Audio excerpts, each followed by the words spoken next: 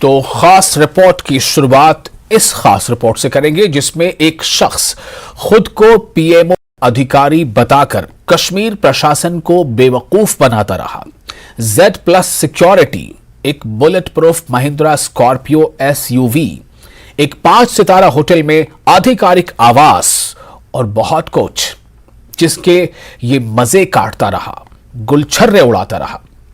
आरोपी ने फर्जी नेटवर्क बनाकर कई लोगों से करोड़ों रुपयों की ठगी भी की। बहरहाल इस जालसाज को जम्मू कश्मीर पुलिस ने धर दबोचा है। गिरफ्तार शख्स की पहचान गुजरात के किरण भाई पटेल के रूप में हुई है, जो 1 महीने से श्रीनगर के एक नामी होटल में ठहरा हुआ था। यह रिपोर्ट देखिए।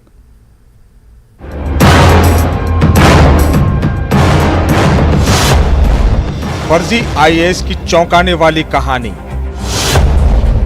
पीएमओ का अधिकारी बताकर लिए मजे। Z+ security bullet proof SUV की सवारी। 5 स्टार होटल में किए ऐश। JK पुलिस ने गुजरात के ठग को किया गिरफ्तार। फर्जी विजिटिंग कार्ड्स किए बरामद। Z+ सिक्योरिटी, एक bullet proof Mahindra Scorpio SUV, एक 5 सितारा होटल में अधिक आवास और बहुत कुछ। गुजरात का एक ठग प्रधानमंत्री कार्यालय के अधिकारी के रूप में कश्मीर प्रशासन को बेवकूफ बनाता रहा। बताया जा रहा है कि आरोपी ने नेटवर्क बनाकर कई लोगों से करोड़ों रुपए की ठगी भी की। बहरहाल इस जालसाज को जम्मू कश्मीर पुलिस ने धर दबोचा है। गिरफ्तार व्यक्ति की पहचान गुजरात के किरण पटेल के रूप में हुई है, जो 1 महीने से श्रीनगर के एक नामी होटल में ठहरा हुआ था।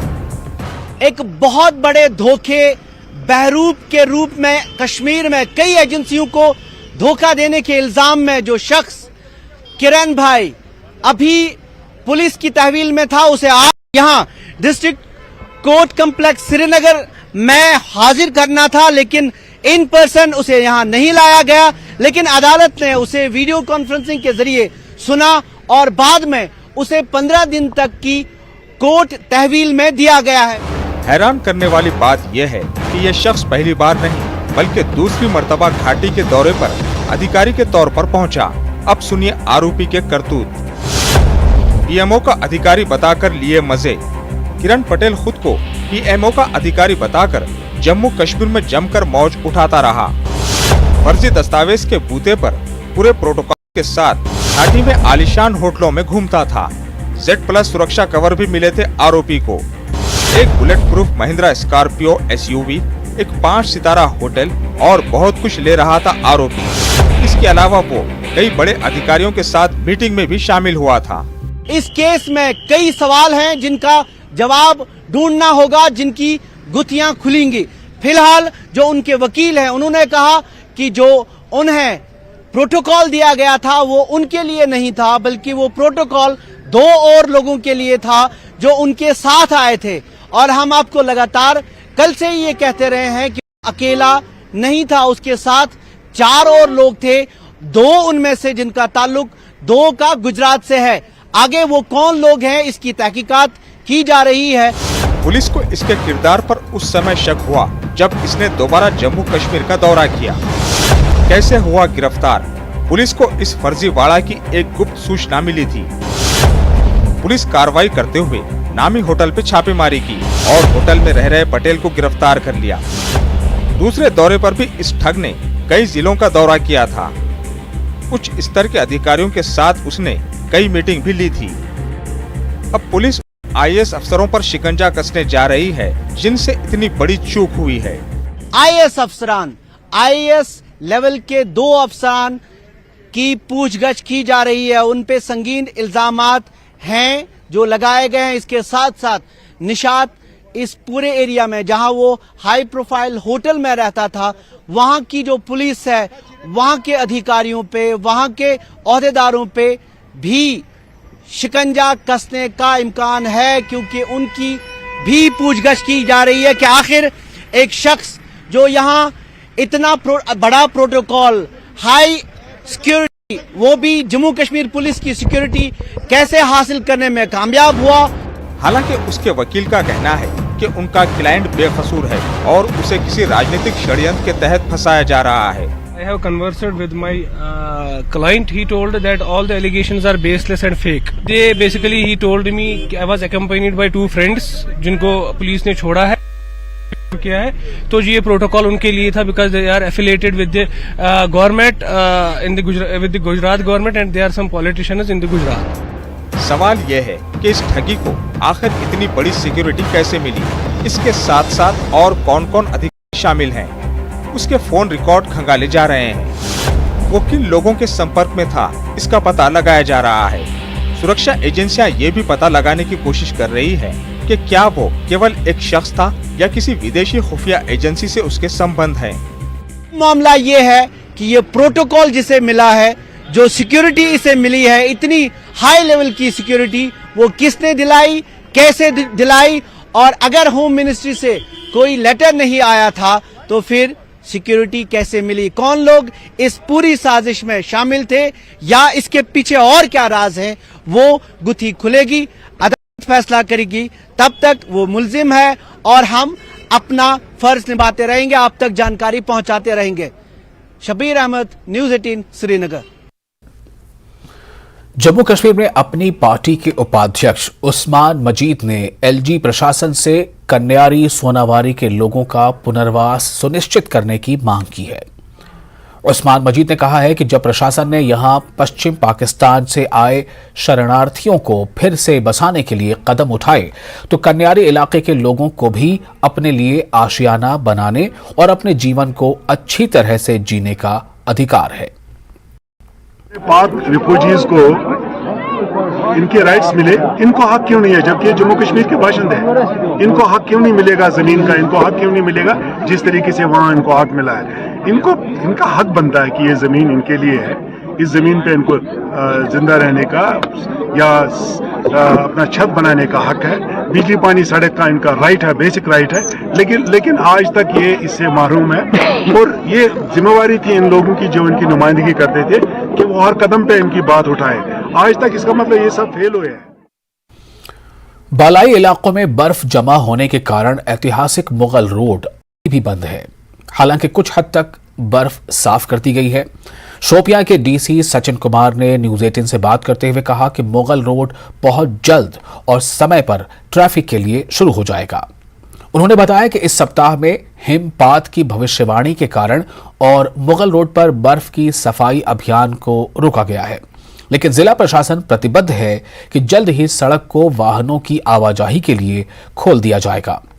इसके अलावा उन्होंने संपत्ति कर को लेकर लोगों की चिंता को खारिज कर दिया। के बाद अगर कोई मुतबादिल रास्ता है वो है मुगल रोड।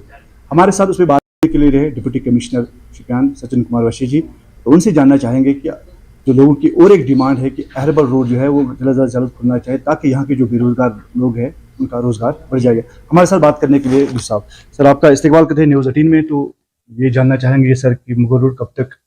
मुगल रोड पे जो क्लियरेंस है वो अभी चल रही है। 18 से 20 का प्रेडिक्शन है, थोड़ा वेदर खराब होने का, उसके बाद भी कंटिन्यू रहेगा। जैसे क्लियरेंस पूरी कंप्लीट हो जाती है हमारी साइड से, पुंछ साइड से, फिर डिसीजन लिया जाएगा कब खोलना है। तो मुझे लगता है जल्दी ही खुल जाएगा, जितना मतलब एक्सपेक्टेड है जल्दी ही।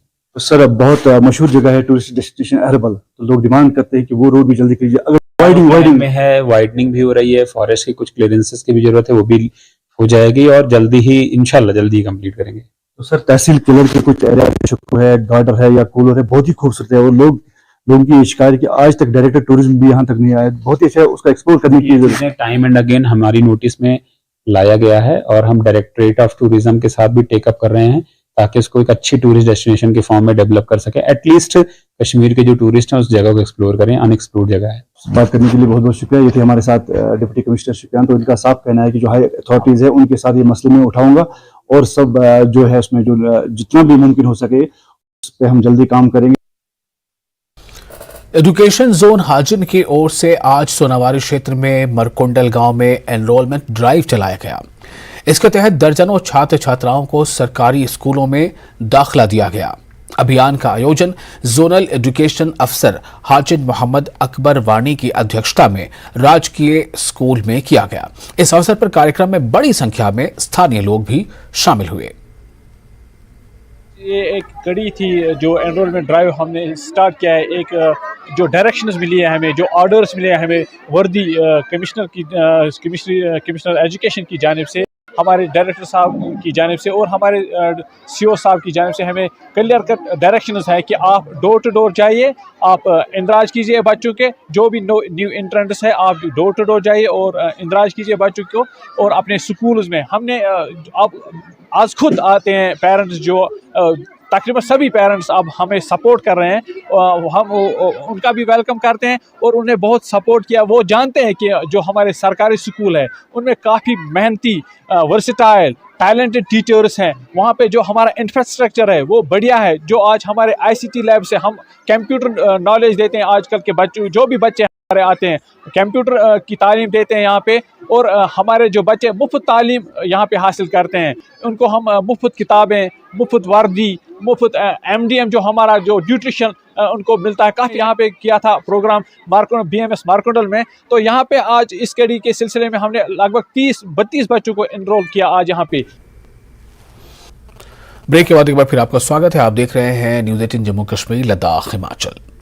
सनत और अंदरूनी तिजारत के फ़रोग के लिए वजारत तिजारत और सनत के महकमे ने शुमाली जोन में मल्टी मॉडल कनेक्टिविटी के लिए PM गति शक्ति के कौमी मास्टर प्लान पर एक इलाकाई वर्कशॉप का इनेकाद श्रीनगर के SKICC में किया, जिसमें शुमाल मशरिक़ की 8 रियासतों और मरकज़ के ज़ेर इंतज़ाम इलाकों से शिरकत हुई। इस मौके पर पूरी कौम को फरोग देने के लिए PM गति शक्ति प्लान में हिंदुस्तान के तमाम इक़्तिसादी जोनों में मल्टी मॉडल कनेक्टिविटी इंफ्रास्ट्रक्चर की तामीर पर जोर दिया गया।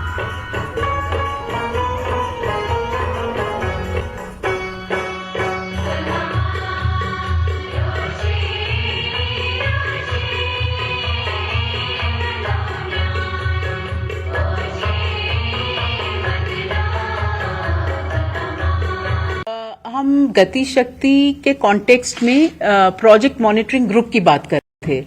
ये सब प्रोजेक्ट्स हैं जो पहले से शुरू हुए हैं, तो उसके अंदर ये जो प्रोजेक्ट मॉनिटरिंग ग्रुप है इसमें एक सेंट्रलाइज्ड पोर्टल है। तो हर प्रोजेक्ट का अगर कहीं पर ऑब्स्ट्रक्शन आ रहा है किसी भी कारण से, चाहे वो लैंड एक्विजिशन से रिलेटेड हो या कोई शिफ्टिंग ऑफ यूटिलिटी, कई बार टेलीकॉम टावर या इलेक्ट्रिक पोल बीच में आ जाता है जिस वजह से प्रोजेक्ट का डिले हो रहा है, उस तरह के इश्यूज उस पर मॉनिटर होते हैं और हम हर मंथ उसको ऊपर काफी मीटिंग्स करते हैं ताकि डिफरेंट एजेंसीज उसमें आती हैं, power ministry, telecom ministry, state और यूटी गवर्नमेंट्स, उन इश्यूज को रिजॉल्व करते हैं। और आज का हमारा ये पॉइंट था कि ये सभी इश्यूज को स्टडी करें ताकि ये इंफ्रास्ट्रक्चर प्रोजेक्ट्स में ओवररन ना रहे। और एक इम्पॉर्टेंट चीज जो हमने देखी कि अगर हम नेशनल मास्टर प्लान, गति शक्ति नेशनल मास्टर प्लान पे जैसे हम प्लानिंग करते हैं तो हमको पहले ही मालूम हो जाता है कि हमारे रास्ते में क्या ऑब्स्ट्रक्शन आने वाला है, तो हम उसको अवॉइड कर लेते हैं। तो इसीलिए ये एक न्यू अप्रोच है हमारी नेक्स्ट जनरेशन इंफ्रास्ट्रक्चर क्रिएशन के लिए, जिसमें इस तरह के इश्यूज नहीं आएंगे हमारे सामने अगर हम इसके ऊपर प्लानिंग करते हैं नेशनल मास्टर प्लान पर। गुरेज में स्कीइंग कोर्स संपन्न हो गया है। इस मौके पर youth services and sports department की ओर से एक समापन समारोह का आयोजन किया गया। स्कीइंग कोर्स में बड़ी संख्या में बच्चों ने भाग लिया। इस कोर्स का उद्देश्य गुलमर्ग में चेसिंग प्रतियोगिताओं में भाग लेने वाले बच्चों का सिलेक्शन करना था। जो हमने आज यहाँ पर जीती है इसलिए की थी ताकि हम 3 बच्चों को फर्स्ट, सेकंड, थर्ड को सिलेक्ट करें, ताकि वो हर साल की तरह जिस तरह से हमारे बच्चे गुलमर्ग यहाँ से गुरेज से जाते, जोन से जाते, इस साल भी, अगले साल भी ये 3 बच्चे जाएंगे।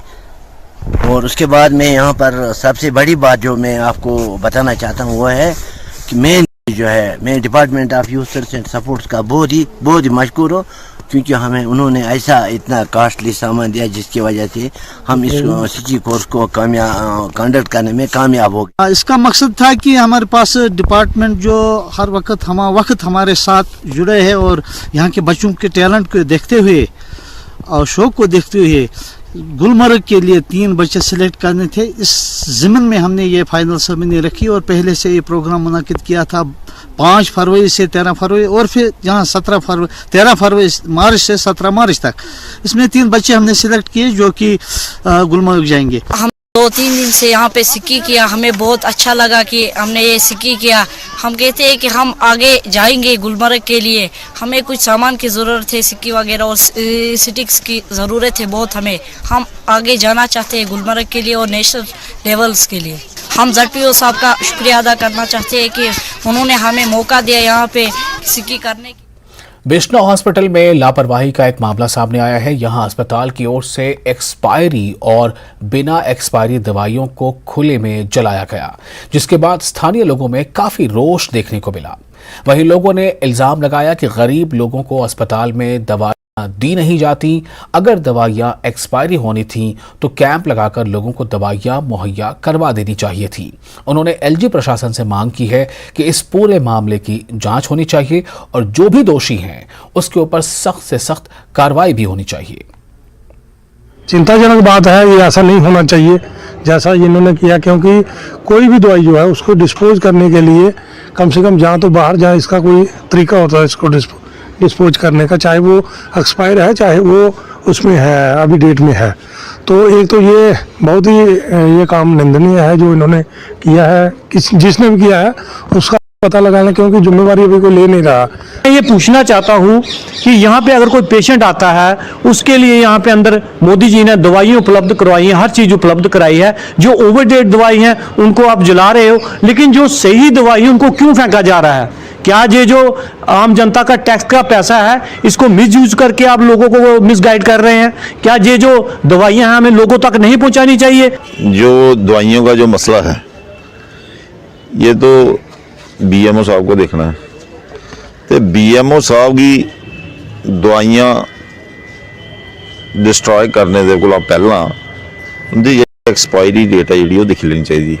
एक्सपायर होने के उपर आई जाती है या एक्सपायर नहीं भी होंगी उसके पहला भी, तो अगर उसी डिस्ट्रॉय कर लेंगे तो ये सरासर एक जो गौरमेंट की जोड़ा पैसा है, जो लोगों का टैक्स का पैसा इकट्ठा करिए गौरमेंट के खजाने जाता उसका मिसयूज करना, मैं ये पर इन्ना की आखंग लिहाजा दोबारा BMO साहब की।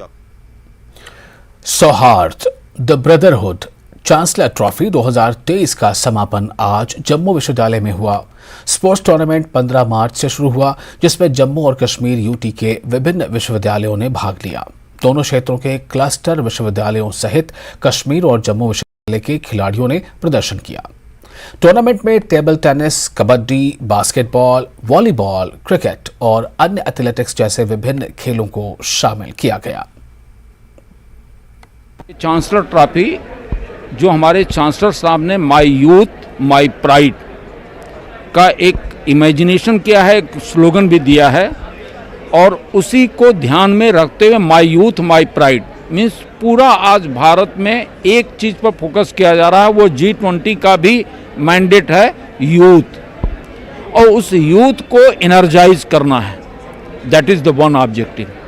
देन क्यों inter university of Jammu Kashmir किया गया, और उसका कारण ये है कि हम चाहते थे कि जम्मू कश्मीर की जो यूनिवर्सिटीज़ के बच्चे हैं उनके बीच में विचारों का आदान प्रदान हो। जो रीजन, रिलीजन, कास्ट, क्रीड के कारण जो डिफरेंसेस हुआ करते हैं, जब हम बैठेंगे, खेलेंगे, खाएंगे साथ में तो भाईचारा बढ़ेगा, ट्रस्ट बिल्डिंग होगी, डिसिप्लिन आएगा। यह मुख्य उद्देश्य है इस टूर्नामेंट का। जो हमारी ये चांसलर ट्रॉफी जो हमारी हुई है, जहाँ पे 8 यूनिवर्सिटीज़ ने पार्ट लिया, मैंने 100 मीटर्स, लॉन्ग जंप और जो हमारी रिले रेस ऑफ 1-200 उसमें पार्टिसिपेट किया, जो कि मेरा 100 मीटर गोल्ड है, लॉन्ग जंप में मेरा गोल्ड है, और अभी जो रिले हुई है इसमें 2nd नंबर पे आए हैं हम।